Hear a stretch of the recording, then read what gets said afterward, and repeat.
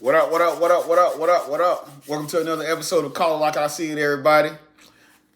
I'm your host with the most, Carter27, aka Coach Carter, aka Corey Kendall. And on this show, I ain't trying to change your mind because you're not gonna change mine. I call it like I see it. You can call it like you see it. I call it like I see it. Today, what's the hot topic? None other than Kawhi Leonard. Kawhi Leonard. And reportedly, Kawhi Leonard was paid $28 million by LA Clippers owner Steve Ballmer through a fraudulent tree planting business or tree climbing business or something. But evidently, they did this to circumvent the salary cap. Now, what does that really mean? What does that really mean? They paid Kawhi Leonard a bunch of money to circumvent the salary cap. For people who don't understand big words, to put it in layman's terms, they paid Kawhi Leonard some money under the table. That's what they did. They paid Kawhi Leonard some money under the table so Kawhi would sign with the Clippers. Well, here's the problem. You're not supposed to do that. You're not supposed to do that. So now, Steve Ballmer, the LA Clippers organization, and potentially Kawhi Leonard are going to be facing serious infractions. Because what they did was they went behind the NBA back. Here's my take. Kawhi Leonard is not the first athlete to get paid under the table. That's what they did. They paid him under the table. He's not the first athlete to get paid under the table. He won't be the last athlete to get paid under the table. Steve Ballmer is not the first owner of a sports franchise to pay an athlete under the table. Steve Ballmer won't be the last owner of a sports franchise to pay an athlete under the table. But again, it's not legal according to NBA rules and NBA guidelines, so they say. Now, I don't know what the penalties will be. They're under investigation now. So I really can't say how steep of the penalties will be. If it's just draft picks, that won't do anything to the Clippers. If it's just draft picks. Because the Clippers have a decent team, so they won't be drafting high in the first round for a couple of years. They got enough talent. They won't be drafting high in the first round anyway. So if it's just draft picks and a fine, because allegedly, they paid him $28 million. Steve Ballmer is worth a couple $billion. So $28 million, he'll walk around with that in a briefcase. That's nothing. $28 million to a billionaire is like $28 to an everyday person, to an average Joe. It's no money at all. A lot of people don't understand. It's a long way between $1 million and $1 billion. It's a long way. So $28 million, that's a drop in the bucket for an owner like Steve Ballmer. KC or the Chargers. Where they playing at? They playing in Kansas City or they playing in LA? If they playing in KC, no. KC. No, yeah, KC. First game, KC. Oh, they playing in Brazil? Neutral site? Go KC. Go KC.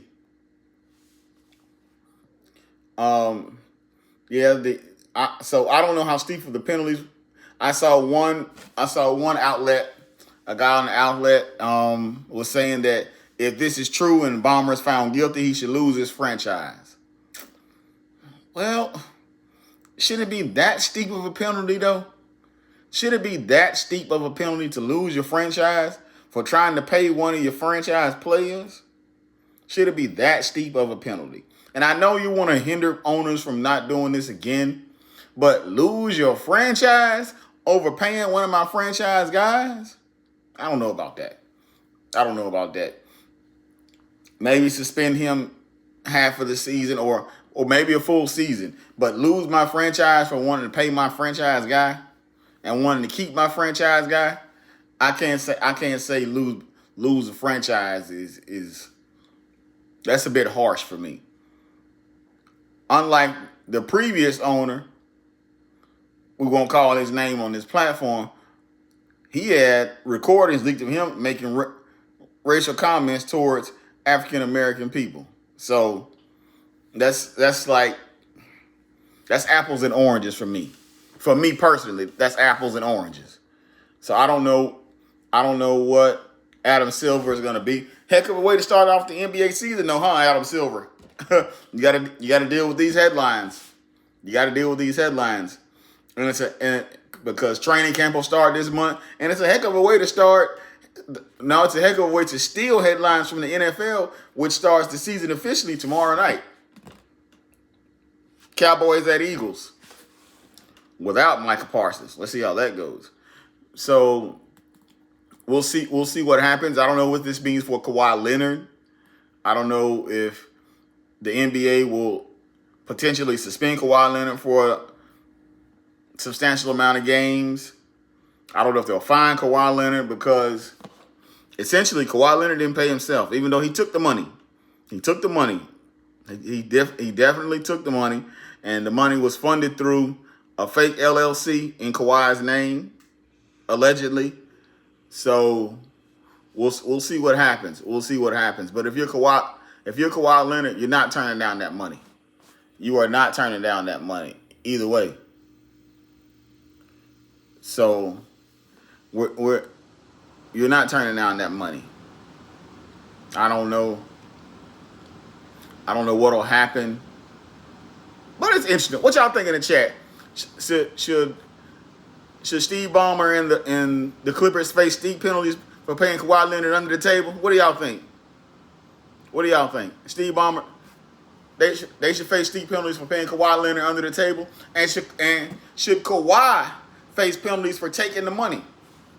Should he face penalties for taking the money? What do y'all think? Who's going to turn down $28 million? Cash, by the way. Cash, by the way. Paid him $28 million in cash. And I think that was a big issue, too, that it's cash. So he ain't paying any taxes on that. That's another issue in itself. It's cash. It's $28 million cash. That's tax-free money. So that's another issue. That's a IRS issue. That's an Uncle Sam issue. So there are layers to this. There are layers to this, and I don't know how deep it goes, but I can honestly, in my opinion, I believe Kawhi Leonard's not the first athlete to first NBA player to get paid under the table. I don't think so. It would be hard for me to believe that Kawhi Leonard is the first athlete to ever get paid under the table. It would be hard for me to believe that Steve Ballmer is the first owner to pay an athlete under the table. That'd be hard for me to believe. It really would be. What does y'all think? Chat, y'all think Kawhi Leonard is the first athlete in the NBA to get paid under the table? What do y'all think? Do y'all think Steve Ballmer is the first owner to pay somebody under the table? Because that's essentially what it is. When you say circumvent the salary cap, that's what they're trying to say. It's a backdoor deal. Hence, paid under the table. They cut a backdoor deal. That's what they did. They found a way to maneuver. Kawhi was looking for X amount of dollars, and Steve Ballmer went him and said, "Well, I can't pay you this amount of money according to the salary cap. But what I can do, we can set you up an LLC and pay you through the LLC." Kawhi Leonard said, "Sign me up. Sign me up." As most people would do. $28 million cash money? I'm signing up for that. Yeah. I'm signing up for that. I'm definitely signing up for that. There's no doubt in my mind. Chat, what do y'all think? Talk to me, chat. And shout your city out in the chat, by the way. Let me know where you're from. Let me know where you're from. And if you want to, hit the request button so y'all can come in here and we can talk. We can talk. We can come in, talk. Whatever's on your mind, get it off your chest. We talking sports tonight. Whatever's on your mind, get it off your chest. This is Call It Like I See It. Just know you ain't gonna change my mind. I ain't trying to change your mind. But if you got something on your mind, we can definitely talk about it. We can definitely do that. I don't think that this is a bigger deal as it seems, or maybe it's a bigger deal than what I'm thinking about, and I'm just not thinking big enough. Pause. Maybe that's what it is. Maybe it's an even bigger deal than what I'm thinking, and I'm just not thinking big enough. Because again, I don't think Kawhi is the first athlete to be paid under the table, to quote unquote circumvent the salary cap. Now that goes across the board in all sports with a salary cap. Baseball does not have a salary cap, as we know. So I don't think Kawhi is the first athlete in basketball or football maybe to get paid via circumventing the salary cap. I don't. That would be hard for me to believe personally. That would be hard for me to believe personally. So if this was true and he's one of one, this is totally surprising for me. If he's one of one, if he's the first and only, totally surprising for me. Totally surprising.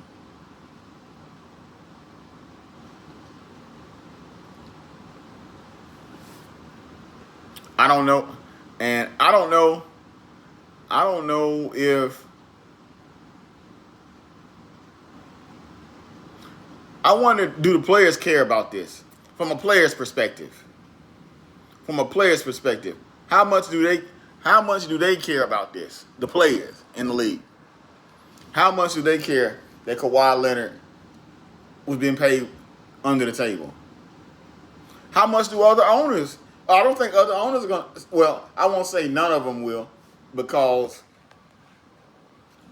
if you're an owner and if you have to do this one day, you don't want to be the whistleblower. You don't want to be a whistleblower. Because you might find yourself in this predicament. So I don't understand what the big deal is. I understand what the big deal is. Let me say that. I understand what the big deal is, but then again, at the same time, if I'm a franchise owner and I have a franchise player, someone who could potentially lead me to a championship, I'm going to do whatever it takes to get that player signed so he can play for me. That is just my competitive spirit. That's my competitive nature.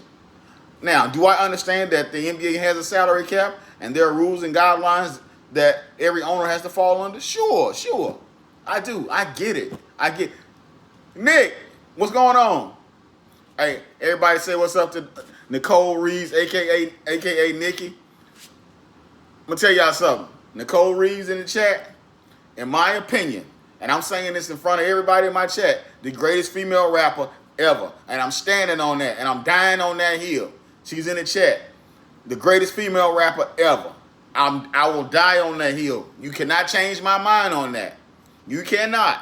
I don't care who you are. I said this is called like I see it. I ain't trying to change your mind because you ain't going to change mine. But Nicole Reeves, not Nicki Minaj, but Nikki Reeves, the greatest female rapper I have ever heard with these two or seen with these two. Bar none. Bar none. I just feel that way.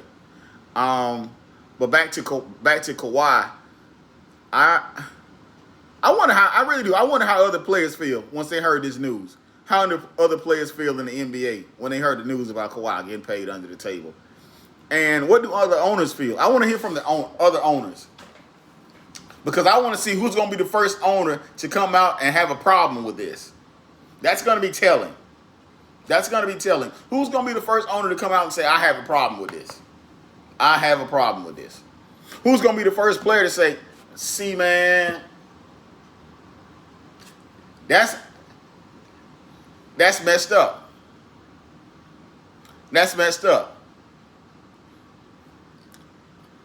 I traded Jamar Chase for Tyreek Hill and Drake London for... I don't know if I would have did it. I don't know if I would have traded Jamar Chase for Tyreek Hill. I don't know if I would have did it. But I really think that that's going to be telling. Who's going to be the first player to come out and have a problem with this? Who's going to be the owner or owners, plural, to come out and have a problem with this? Because that's going to be telling as well. That's going to be, both of those are going to be telling. Both of those are going to be telling. So that remains to be seen if that happens. Maybe other players in the league keep quiet. Maybe they keep quiet. I don't know. But they won't be able to keep quiet for long because training camp's about to start in a couple weeks, and reporters are going to ask. They are going to ask. Mainly Clippers players. Because reporters are going to be in their facility, of course. So Kawhi's teammates are definitely going to have to answer some questions. Well, they don't have to, but they're going to be asked a bunch of questions about the situation. Kawhi's teammates are. The Clippers coach Tyronn Lue, he's going to be asked about the situation. The coach's staff is going to be asked about the situation. Players on the Clippers are going to be asked about the situation. So it remains to be seen how everyone handles it. It remains to be seen how other organizations handle it. Or if you're a coach, do you bring from another organization? Do you get your players in the meeting and say, hey, this is what we're going to say when we're asked about Kawhi and the Clippers? Is that what you do? Or you just let players go off the cuff and say what they feel? That remains to be seen. That remains to be seen. Now, on another note, taking it to the basketball court, the Clippers are going to be an interesting team in the NBA this season. They're going to be an interesting team in this because the Clippers this offseason, they signed Bradley Beal. They traded away Norman Powell. They deepened their bench. They deepened their rotation. They strengthened roster. So, is this going to be the year the Clippers potentially make it to the Western Conference Finals and or potentially make it to the the NBA Finals, because now you're looking at a starting lineup of James Harden, Bradley Beal, Kawhi Leonard, Zubac, and John Collins. They had John Collins via trade this. Well, John Collins and Zubac. John Collins will play the 4, Zubac will play the 5. That is a good 5. That is a really, really good starting 5. That might be one of the best starting 5s in the NBA this season. We all know that James Harden is one of the best combo guards in NBA history. So he can play the role of facilitator. He's led the league in assists a couple of times. We know that when healthy, Kawhi Leonard can score the basketball. He's not the defender that he once was due to injury, but he can for sure still score the basketball at a high clip. I think John Collins is going to be that rim runner. He's going to be running lanes, catching that ball on the outlet. He's going to be catching lobs from Kawhi. He's going to be catching lobs. He's going to be catching lobs from James Harden. Zubac is going to roam the paint. He's going to protect the paint, score around the rim. And Bradley Beal is the long ball shooter that every team needs, a dead-eye long ball shooter. Bradley Beal is a dead-eye long ball shooter. A lot of people look at Bradley Beal's stint with the Phoenix Suns and forget Bradley Beal led the league in scoring one year. So Bradley Beal can most definitely put the ball in the basket.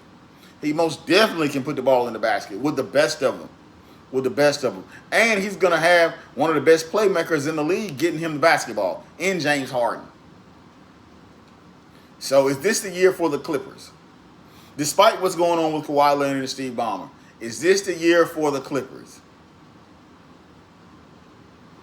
What about that other team in LA? Is this the year for the Lakers? You signed DeAndre Ayton. You know, you needed a center. You went out and got your center. You needed some perimeter defense. You went out and got you some perimeter defense. You signed you a shooter in Jake LaRavia. You got you a shooter in Jake LaRavia. You'll move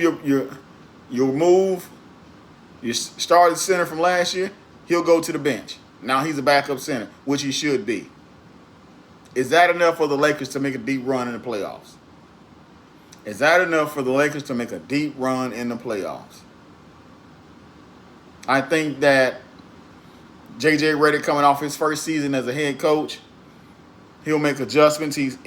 I think he has a feel for the game now. I would have loved to see J.J. Redick call Tom Thibodeau and try to add Tom Thibodeau to his staff to help strengthen his defensive strategies and maybe get Tom Thibodeau to implement some of the things he does on defense, because everyone knows that Tom Thibodeau is a defensive specialist.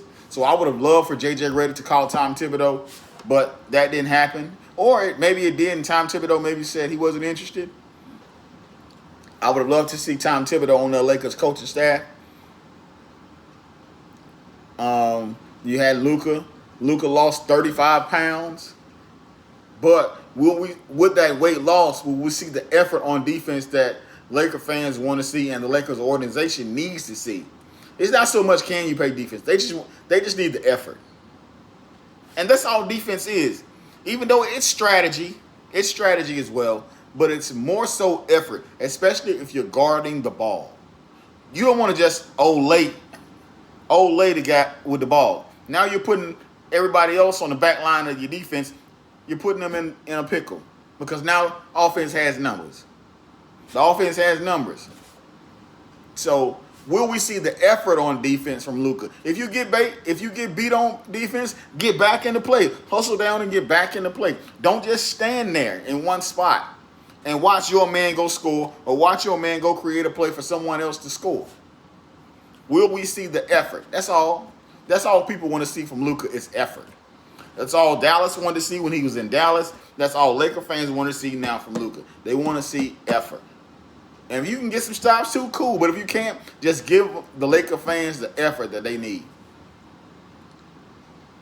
Let's stay in the state of California. Golden State. Golden State fans seem to think like Cowboy fans. Every year is their year. Golden State seems to think that every year is their year for some odd reason, for some strange reason. I don't know why. Chat, the Golden State Warriors are the oldest team in the NBA. Steph will be 37 this year. Draymond will be 36. Jimmy Butler will be 36. They're reportedly signing Al Horford. Al Horford is 40. He's going to be 40. If he's not already 40, he's going to be 40. The Golden State Warriors are the oldest team in the NBA. How in God's name could y'all expect them to keep up what they've been doing for over the decade? You lost Kevon Looney. You traded away half of the Splash Brothers and Klay Thompson last year. So I really want to see what the Golden State Warriors look like this year. You don't know what you want to do with Jonathan Kuminga. He's a restricted free agent. So if y'all don't get a deal, if y'all don't come to terms with the deal, at the end of next season, Jonathan Kuminga will be an unrestricted free agent. So you run the risk of losing Jonathan Kuminga in free agency next summer. Now, in my opinion, I think they trade Jonathan Kuminga at the trade deadline. I do. I think they trade Jonathan Kuminga at the trade deadline. I don't think they just let him walk. Because in Jonathan Kuminga's mind, he's worth $30 million a year. And they like Jonathan Kuminga. They just don't want to pay him $30 million a year. That's all. They don't want to pay him that money. They don't want to pay him that amount of money. I heard someone say, if you put Jonathan Kuminga on a team like the Milwaukee Bucks would be an Eastern Conference Finals contender. I agree. If I could trade, if I'm Milwaukee and I could trade Kyle Kuzma for Jonathan Kuminga, I'm doing that in a heartbeat. I'm doing that in a heartbeat if I could do that if I'm the Milwaukee Bucks. Now, would Golden State entertain that? I don't think so. Because Kyle Kuzma does not play winning basketball. In my opinion. Kyle Kuzma does not play winning basketball. Kyle Kuzma has not played winning basketball since he left the Lakers in 2020. He won that championship, then he went to Washington. He has not played winning basketball since he left the Lakers for whatever reason. And it was of my opinion, of my thought process, but that because he played for the Lakers and won a championship, and he had witnessed what it takes to win a championship. He had been part of championship culture. He was going to take some of that, what he learned from playing with LeBron James, playing with Anthony Davis, and take it to Washington. Not so much. Kyle Kuzma is a shot chucker. That's all he does. He plays little to no defense, and he just likes to shoot the ball every time he touches his hand. He's like Michael Porter Jr. He's like Michael Porter Jr.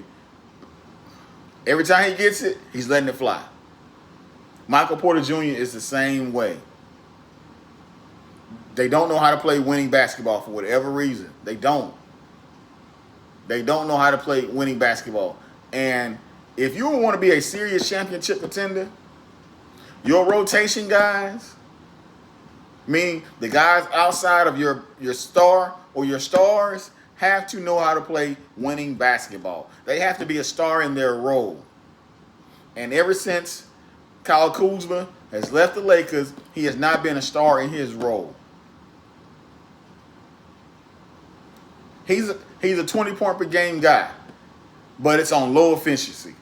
He's a 20-point per game guy, but he's taking 17 shots to get 20 points. That's not winning basketball. That is not winning basketball. Taking 17 shots to get 20 points, that's not winning basketball. That's not a formula to winning. That is not a recipe for winning. That is a recipe for a disaster. If you had to take 17 shots to get 20 points. The same with Jordan Poole. Same rules apply. I thought when Jordan Poole left the Golden State Warriors, he would take a winning mentality to the Washington Wizards. He did not. And now Jordan Poole is on the New Orleans Pelicans, and Kyle Kuzma is on the Milwaukee Bucks. Because that organization saw that both of those guys, you couldn't win with them. Those are two of three players in the NBA right now who I just think you can't win with the way they play. There's three players in the NBA who I think you can't win with the way they play. Kyle Kuzma, Jordan Poole, LaMelo Ball. Neither of those three guys, in my opinion, play winning basketball. Neither of them play winning basketball. I think for LaMelo Ball needs a veteran presence in his locker room. Not only just in the locker room, LaMelo Ball needs a veteran presence at his same position. He needs a veteran point guard to back him up to teach him how to play winning basketball. I think the best fit for LaMelo Ball would have been going to somewhere like the Portland Trail Blazers, and I got Chauncey Billups up top, and I got Dame Lillard on the bench on the team with me. That's what LaMelo Ball needs. He needs guidance. He's a talent. He can play. I'm not denying that. But he does not play winning basketball at all. He does not play. Shooting a one-legged shot from 35 feet, 40 feet is not winning basketball. And how the Charlotte Hornets continue to let him do that and play like he's playing AAU, I don't understand. I do not understand it. I do not understand it. So I think LaMelo, I don't think he's going to reach his full potential until he gets a veteran guard on the team with him who can show him the way. Who first of all, who he'll listen to. It'll have to be someone he's willing to listen to. That's the thing. It has to be somebody he is willing to listen to. So it'll have to be somebody who has clout in the NBA, who he'll be willing to listen to. Because if you're a young kid, you got a bunch of money, and you know you're good at basketball, you're a 25 point per game scorer already, who's going to want to listen to anybody? A player that wants to win. He'll listen if he wants to win. So if I'm the Charlotte Hornets organization, I try to go out and find me a veteran point guard to play alongside LaMelo Ball, to back up LaMelo Ball, to just show him the ropes, show him the way. Just show him the way. He needs a veteran presence in the locker room and on the bench with him. But again, he needs somebody who's a veteran, who's respected at his same position. That's what he needs. Damian Lillard would have been perfect for him. Alex Caruso would be perfect for LaMelo Ball. He needs a veteran to play alongside. He really does. He really does. Marcus Smart. The Lakers signed Marcus Smart. Marcus Smart would have been really good for LaMelo Ball. He's going to teach you some toughness and show him the correct way to play basketball. Marcus Smart would have been ideal. If he could have got his brother, even though, and that's one of his things, that's the thing his dad wants. His dad said, if you want him to win, put them together. If he could have got his brother, because his brother plays winning basketball. Now, that's what I don't understand. Lonzo plays winning basketball. LaMelo plays far from winning basketball. I don't understand that. I don't. I think that New Orleans is going to come off of C.J. McCollum this season. C.J. McCollum would be good for LaMelo Ball. I do. He just needs a veteran presence at his same position to show him the way because he's got the talent. I'm not denying that whatsoever. You can't deny the kid's talent. He's a 6'7" point guard. He can handle the ball. He can shoot the ball. But he does not play winning basketball. Which is a recipe for disaster for the Charlotte Hornets. It's a recipe for disaster. Who should I start at flex? Garrett Wilson, Tony Pollard, Matthew Judon.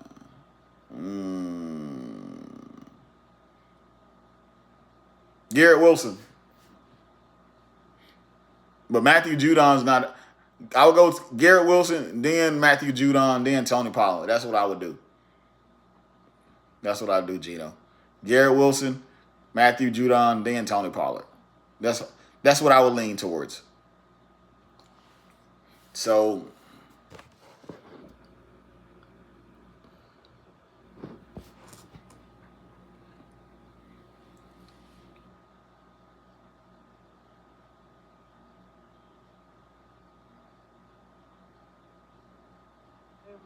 welcome to Call It Like I Said. What's going on? What's on your mind? What up, dog? Can you hear me good? A little bit. You're a little low. I can hear you now. What's going on? Basically, I just wanted to double back to what you were just saying about the winning basketball with Kyle Kuzma, Jordan Poole, and LaMelo. Mm-hmm. And basically, me and a friend of mine was just talking about Jordan Poole. Mm-hmm. And, basically, I feel like Steve Kerr, I'm not going to say set him up for failure, but when you playing with when you playing with Steph Curry and Klay Thompson, arguably the two best shooters ever to play the game, Jordan Poole was lit free. And when he came in with the second unit a lot, Jordan Poole was lit. Was able to do whatever he wanted to do, and that's why I feel like his last 2 years with Golden State, he was able to play good. I mean, he looked it so good because he played freely because, hey, me and you could probably go out there and score about 15, 18 points if we playing with Steph Curry and Klay Thompson. I mean, that's a fact, and it's that he looked good at Golden State because what happens is if you have Steph and Klay on the team, and both of those guys are healthy, which at the time they were, Steph is going to get the best defender. Klay is going to get the second best defender. Steph is going to get the first assignment as far as double teams. Klay is going to be the next guy to get doubled, which means Jordan Poole is going to get the third worst defender from the guard position anytime he's on the court. If he's on the court with both of those, if he's on the court with one of them, he's going to get the second worst defender. Because if Steph is on the team, on the floor with Jordan Poole, Steph is going to get the best defender. If Klay is on the team, Klay is on the floor with him, Klay is going to get the best defender. So Jordan Poole was probably out there, when he was on the floor, he was probably being guarded by a second stringer, and he knows on any given night he's really a starter. So he really didn't see the coverages. He didn't see the coverages that Steph or Klay had to see. He didn't see the boxes and elbows, if you will, that Klay and Steph had to see.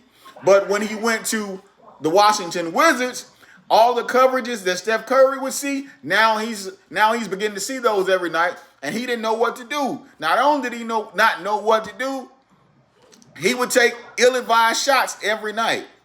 He would take ill-advised shots. So not only is he seeing defenses that he hasn't seen, he's not seeing defenders that he hadn't seen. He's not making sound decisions on top of all that. So he doesn't play winning basketball for me. Yeah, when I started hearing about Jordan Poole, it was probably like, I know it for a fact it was before the last championship, but I think Steph Curry ended up missing not the whole season, but majority of the season that year. Correct. And they was gonna lose anyway because they didn't have Steph Curry. I think Klay Thompson was at the time also hurt, so it was just Draymond Green. They ended up with the number 2 pick, and they drafted James Wiseman. James Wiseman, copy that. And that's when we started talking about Jordan Poole there because they wasn't playing winning basketball, and he was let free, and he was able to shine in that time that Steph Curry and Klay Thompson wasn't there. That was the same year we also found out that Draymond Green is not a very good basketball player. And that's the second thing, because everybody want to say Draymond Green is without a doubt Hall of Fame. Some even call the Golden State Warriors without Kevin Durant a super team, but are they really a super team? Because I feel, myself personally, since I'm gonna call it how I said, I'm gonna call it how I said. Please do. If we was to put Draymond Green early in his career, let's say on the Charlotte Hornets, he would not look the same. No. Listen to me. If let's just say, for the sake of argument, the very next year, Klay didn't come back and Steph had another injury and he had to do the same thing all over again, they would have had another top 5 pick all over again. That's what would have happened. Draymond Green for his career averages 8 points and 6 rebounds. And some people like to compare him and Dennis Rodman. I'm only 30 years old, but Dennis Rodman, I never got the chance to watch Dennis Rodman, but the highlights I have seen, Dennis Rodman would absolutely destroy him. Well, let me give you a little game. Let me let you know a little something, all right? First of all, when Dennis Rodman was in college, Dennis Rodman averaged like 28 points a game. That's the first thing. You wouldn't think that, but Dennis Rodman averaged like 28 points a game in college, right?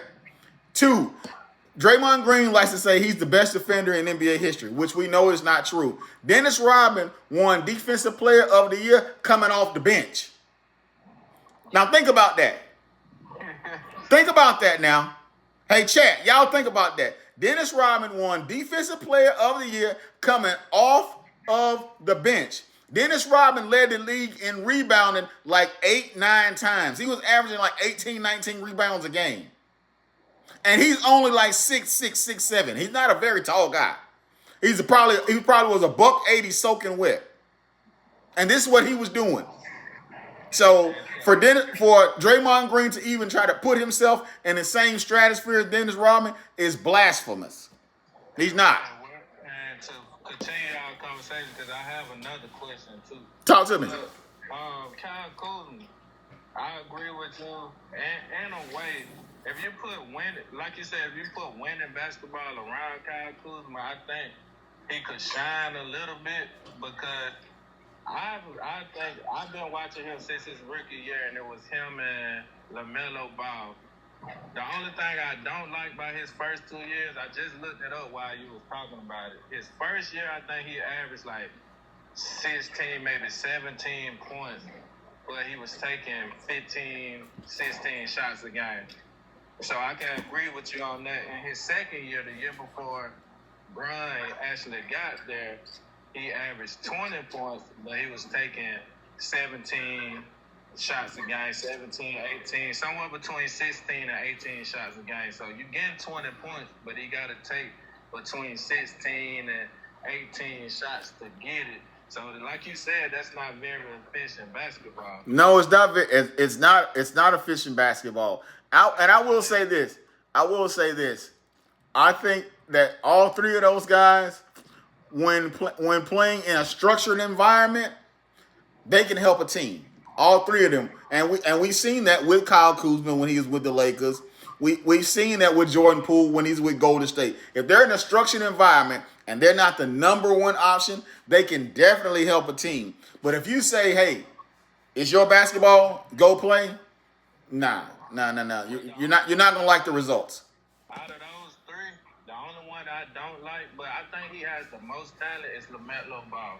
But I feel like, and I want your opinion on that. Yes, sir. Before I ask my last question, I feel like LaMelo Ball has been able to, he was let play this style of basketball for so long, it's going to be hard to change it. He's been able to play this way since he was maybe 13, 14 years old, and now he's about 24, 25 now. And maybe if he that old, so he been able to play that style of basketball almost 10 years, and he didn't go to college. That it's probably too late to change his style of basketball. No, well, it's not too late if he wants to. That's why I said he needs a veteran. He needs a veteran guard who has clout in the game, who he'll be willing to listen to. If he wants to change, he'll change. If he wants to change, I think LaMelo needs to go to. I think he needs to go to a team, to a contender. He needs to be put in a structured environment like Kyle Kuzma was put in a structured environment and like Jordan Poole was in a structured environment. I think LaMelo needs to be put in a structured environment where there's a winning culture. Give you a prime example. You put LaMelo Ball in Miami with Pat Riley and Eric Spoelstra. Watch the change you see in LaMelo Ball's game and how he plays and the winner he becomes. Put him in South Beach with Pat Riley and Eric Spoelstra, a winning culture. Watch the player that he would be. But if he stays in Charlotte where there is no winning culture, there's no winning environment, he doesn't have a veteran presence in the locker room who can pull him to the side and say, "Hey, kid, that ain't how you do it. This is how you do it." He's going to stay the same. And I agree. I agree with you. LaMelo Ball has immense talent.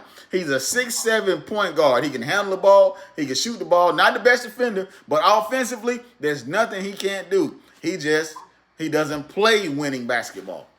Okay, and to my next question, the other day, probably like a week or two ago, you commented on a post of mine, and I was asking, do Derrick Rose deserves if people go to my page, it'll say the clip that they'll see will be me asking, do Derrick Rose deserve his jersey retired? Which I think I should have asked that question a little bit different. What you think you should have said? Because I wasn't saying that Derrick Rose don't deserve it.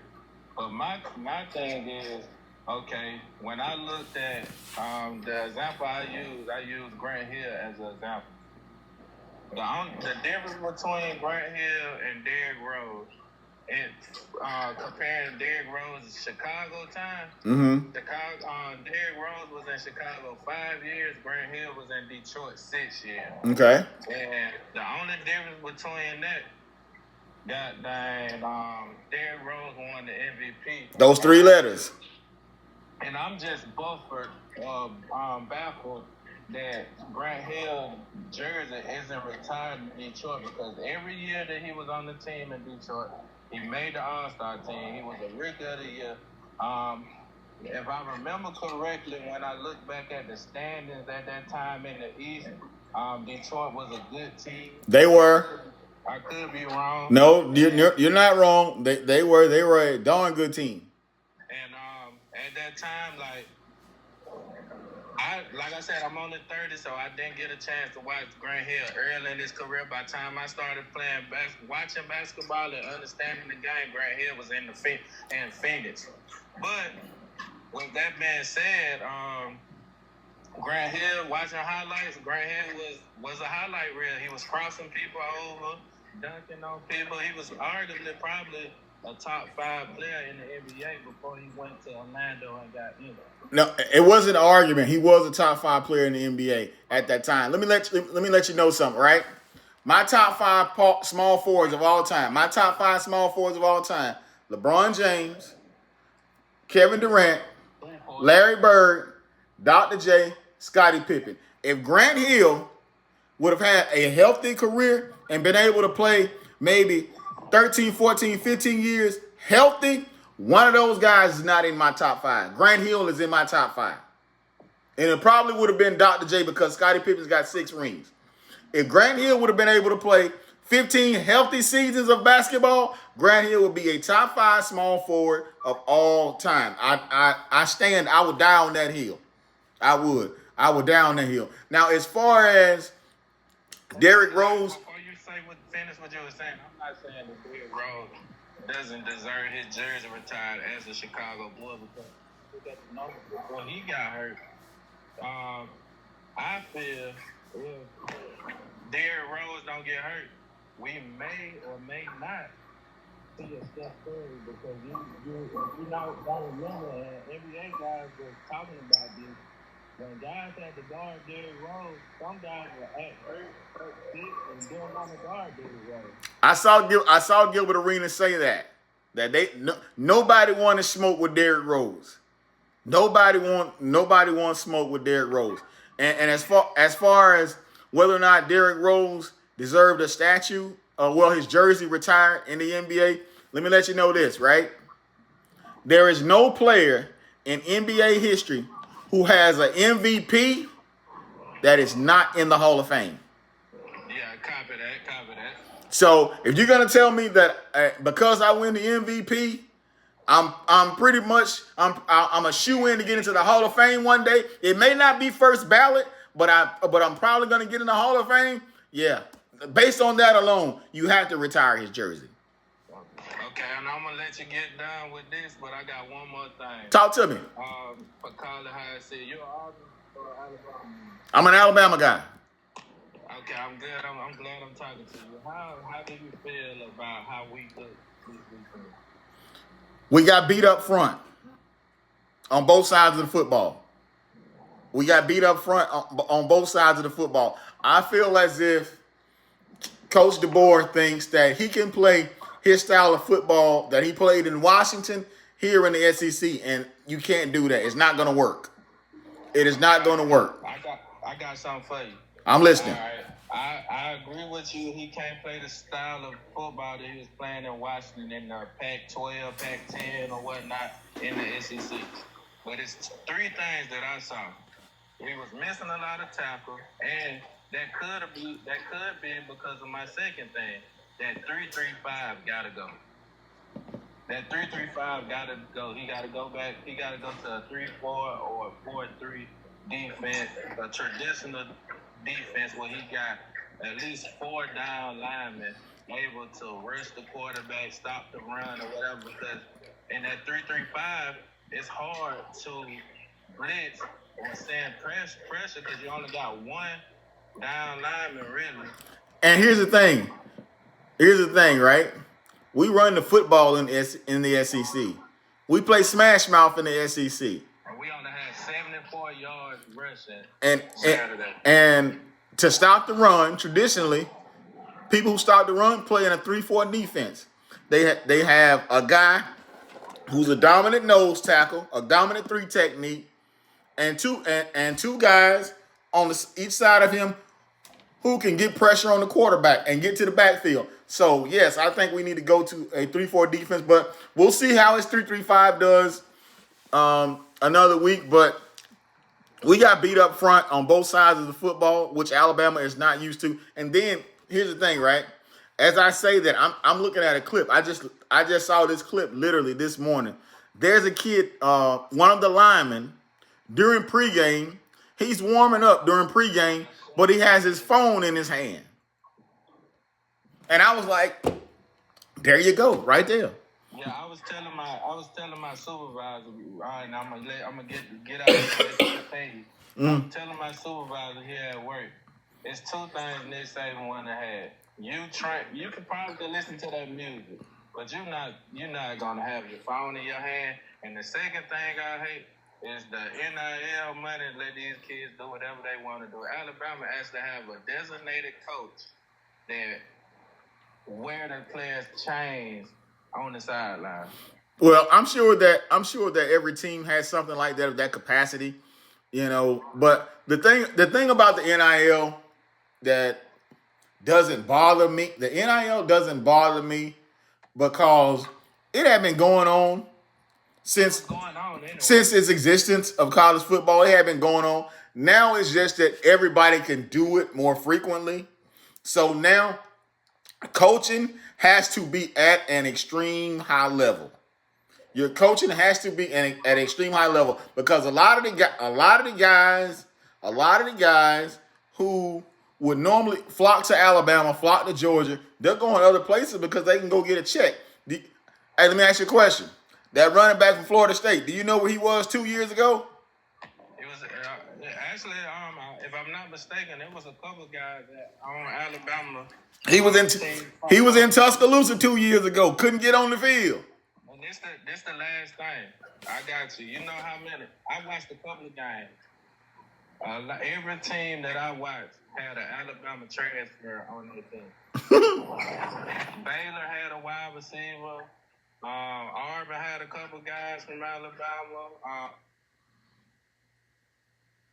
There was a lot of players from Alabama throughout college football on other teams. I'm gonna let you know something. You let me know that. I didn't know that. Now I'm gonna let you know something, right? Let's take it to the pro game, right? Philadelphia Eagles just won the Super Bowl, correct? Copy that. They played in 2 Super Bowls in the last 3 years, correct? Did I lose them? Like I'm still here. okay. The Eagles won the Super Bowl. The Eagles have played in 2 Super Bowls in the last. The Eagles have played in 2 Super Bowls in the last 3 years. Did you know that the Eagles have 18 players on their roster from either Alabama or Georgia? Yeah. What is that? Because the players from Alabama and Georgia, their GM knows they've been part of a winning tradition and they've been coached the right way. Hence, they come to the league and they keep right on winning. Hey, man, good to talk to you. Good to talk to you too. Yes, sir.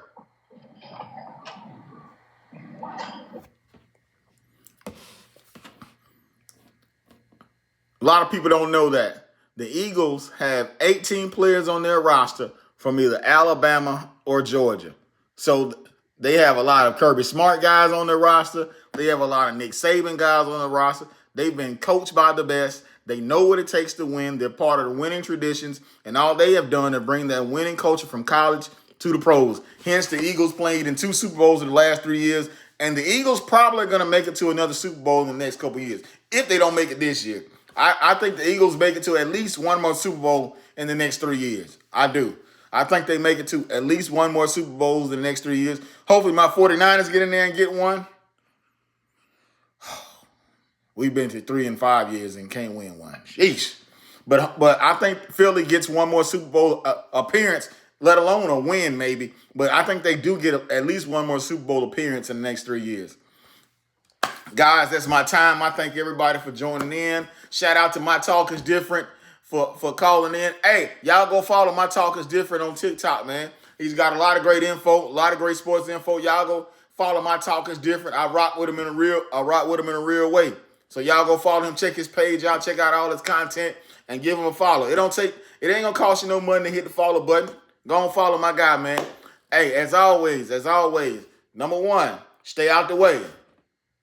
Stay out the way. Number 2, if you got to think about it, don't go. Number 1, stay out the way.